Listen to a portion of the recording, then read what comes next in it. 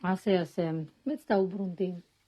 დიდი ხანია პრინციპში ხატვის ბლოგები აღარ ჩამიწერია. ისე რომ იცოდეთ ძალიან მიყვარს ძველი ქართული ფილმების ყურება. ბევრ ამას მაძლევს. ჯერ ალბათ იმდროინდელ ცხოვრებას, რაც ჩემი მშობლების თაობას ახსოვთ.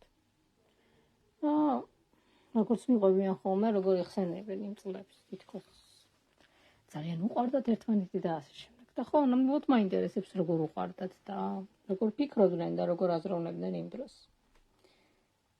ამ წუთას აკვარელს შევხატავ. აკვარელი ანუ წყლის საღებავში. ეს ჩემი საყვარელი საღებავია, იმიტომ რომ ყველაზე თავისუფალი საღებავია სხვა საღებავებს შორის. მას მხოლოდ პუნჯის საღებავში ჩაწობა და შემდეგ უბრალოდ ასევე ქაღალდზე დაწობა სჭირდება. მეტი არაფერი. ხოთშო შეგიძლია ამოაშრო კიდეც ყველაზე მსუბუქი საღებავია და ჩემთვის ყველაზე მარტივი და ყველაზე კარგად დასახატი. ახლა ვუყურებდი ლანა ღოღობერიძის ფილმს. რამდენიმე ინტერვიუ პირად საკითხებზე. და ერთი კადრი აქვს ძალიან კარგი. სადაც სოფიკო ჭიაურელი არის და ეს კადრი იმდენად მომეწონა, რომ მინდოდა რომ უბრალოდ დამეხატა რა, ესე სპონტანურად გადავწყვიტე. არ მანამდე ვხატავდი რაღაცებს ჩემთვის აბსტრაქციაში. ფანქრით დავიწყე ჯერ და მერე აკვარელში, მაგრამ ეს ადამიანს აი ესე სპონტანურად გადავწყვიტე, რომ ფანქრის გარეშე უბრალოდ ამიღო პატარა პუნჯი, ყველაზე წვრილი და იმით დამეხატა. სხვათა შორის პუნჯით ხატვა არც ესეთი მარტივი არ არის. ხელი უნდა გქონდეს მიჩვეული, მაგრამ პრინციპში რაც მე პორტრეტები მაქვს დახატული, დიდად არ გამჭირებია. ერთადერთი ალბათ რაც არ მომწონს ამ ნახატში არის ის, რომ უბრალოდ გადმოხატულია ეკრანიდან. მაგრამ ვერ ვიტყვი რომ ცუდია, არა. გონია რომ კარგად გამომივიდა. თანაც ნამდვილად არ არის ადვილი თუნდაც კადრში დაჭერილი რაღაც სინათლე, თავში ფერები, ჩუქჩილებით და ასე შემდეგ უბრალოდ ათქე და გადმოიტანო. მაგრამ ეს კადრი მართლა ძალიან მომეწონა.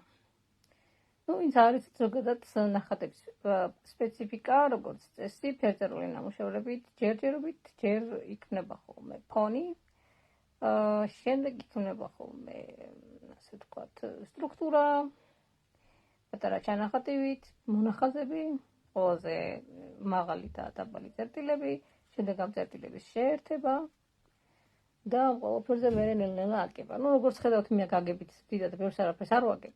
ჯერ მხოლოდ ფონი მაქვს გაკეთებული და ჩრდილი აგერ ხედავთ სოფიკოს მარჯვენა, მისგან მარჯვენა მხარეს.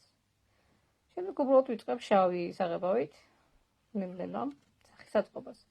სახისაწყობა რა თქმა უნდა შემიძლია მხატვრულად და სავაგო, მაგრამ როგორ გითხრათ, ხელი იმდენად მაქვს მიჩვეული ამ ყველაფერს, რომ დიდად აწყობა აღარ ჭირდება და აგება, ასე ვთქვათ რა.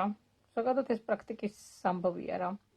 მე ძალიან კარგად მახსოვს 2015 წელს დაახლოებით ალბათ, ან 14-15 წლებში დავდიოდი ხატვაზე და აი მაშინ ძალიან მინდოდა რომ პორტრეტები დამეხატა. სხვათაშორის ჩემი თავის სახატვა არაერთხელ უცადე და არაერთხელ გადმოვხატე. ახლა იმდენად მიჩვეული ვარ, რომ საერთოდ ამჭირდება სარკე, უკვე შემიძლია ჩემი თავის დახატვაც. ხო და ის დროს ვაკეთებდი ხოლმე. ჩემი მასწავლებელი იმ დროს ცხოვრობდა თაწმინდაზე. ხო და სანამ სამგორიდან თაწმინდამდე მივიდოდი, მანამდე ფეხით მეტროში. ესე საყოველთაოდ ვწდებოდი ხოლმე პატარა ბლოკნოტებით, ხალხს ვაკვირდებოდი. მინდოდა რომ ისინი აღმეწერა, გადმომეტანა ბრძოლზე. სხვათაშორის სულ ფიქრობდი რატო ვხატავდი პერსონაჟებს და ეხლა გამახსენდა მგონი. ადრეს ჩანახატებსაც ვწერდი. სხვადასხვა თემატიკის, ძირითადად დრამები მაქვს დაწერილი. მაგრამ რა ვიცი რა გითხრათ, სულ მაინტერესებს ჩემი პერსონაჟები როგორები იქნებიან გარემოაც და ალბათ ხატვაც მაგიტომ ვისწავლე და პორტრეტებსაც იმიტომ ვხატავ და იმიტომ მინდა კიდევ ადამიანის სხეულის აგებულებას ვისწავლო, რომ ეს ჩემი პერსონაჟები დავხატო. უბრალოდ მერჩინო რომ გამოძერწვა ვიცოდეთ იხაში, ან გამოქანდაკება. ან პირდაპირ რა ვიცი რეჟისორი რომ ვიყო, უბრალოდ სახეობები რომ ავარჩიო. ძალიან საინტერესო იქნება. ხო, ალბათ ეგრეა. რა ვიცი, ყველა ხო თავისებურად ხედავს.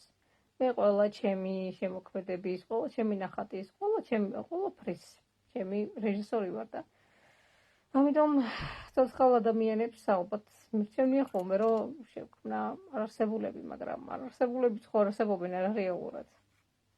მოკლედ ძალიან მომწონს ეს ყველაფერი. ეხლა როგორც ხედავთ, თეთრ საღებავს ვიყენებ, რომელიც ასევე აკვარელია. ეს იმიტომ რომ შემთხვევით გამეპარა ასე ვთქვათ წყალი, იჭუჭყელი წყალი, ამიტომ თეთრი ფერი დავადე იმისათვის რომ ასინოდლა ჩვენს ფანჯრებში. ხო, სხვათა შორის ფერწერულად ძალიან ლამაზია ეს ყველაფერი და მე მგონია რომ საკმაოდ ღირსეულად შევასრულე ეს ნახატი.